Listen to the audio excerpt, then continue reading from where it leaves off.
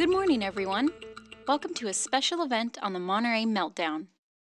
In today's news, we take a look at how drought in California is taking its toll on some of the Monterey Bay locals. Action News reporter Phyllis McCoy is live in Monterey with the scoop. Phyllis? Thanks, Jim. Rivers and streams are drying up from the lack of rain, destroying the main water source for much of California's wildlife. Wild mice are dropping dead. Birds are falling out of the sky. And coyotes are going insane from dehydration. It was a spur-of-the-moment thing, and I felt like putting a picnic together. So I'm laying there on my picnic blanket, and I have my sandwich and a strawberry, good stuff. And I see this coyote peeking out from the bushes. He's like cowering there, and he looks all sickly. And so I hold my sandwich out, and he starts to come over. He approaches me.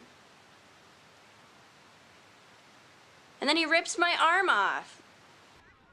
These deranged coyotes are even killing defenseless domestic pets. It's no longer safe to take small dogs out for walks at the risk of them being mauled. Erica, can you explain this?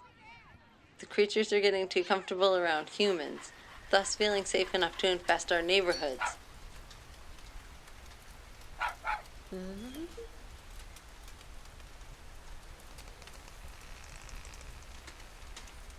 They're being offered food by the humans, so they wait for scraps instead of hunting for food for themselves.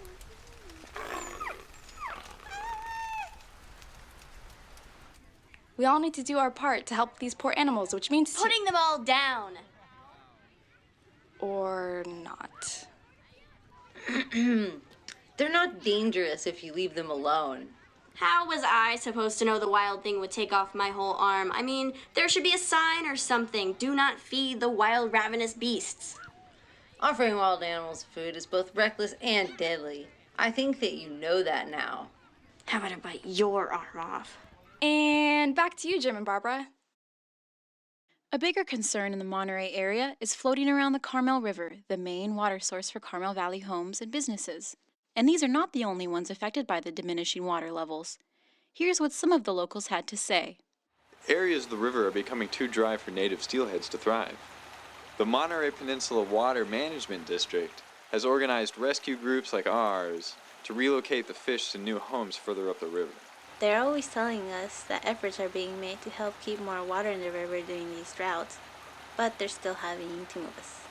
Due to restrictions on water consumption, Carmel residents are more concerned on its effect on their own ways of life. Our house is right on the river, and now we're not allowed to use the water that runs through our backyard. We've lived here for over 50 years, and I've been fishing this river ever since. Now I'm not even allowed to do that anymore. Apparently, the fish are endangered. Damn straight we're endangered.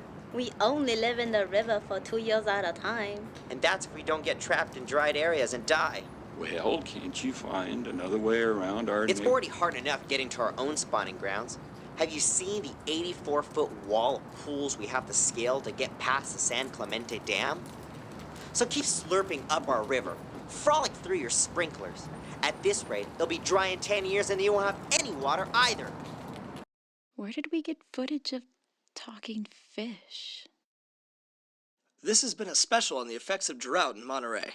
Don't forget to avoid crazed coyotes and don't steal water from steelhead trout. I'm Jim Wright. And I'm Barbara Serio. Join us again at 5 for our evening broadcast of the Monterey Meltdown. Talking fish? Okay, well, I am thoroughly confused about what just happened. I don't know if this is the right job for me. I don't know if I can handle talking fish and... I'm really still not clear. Were the coyotes trying to say that people are bad? I don't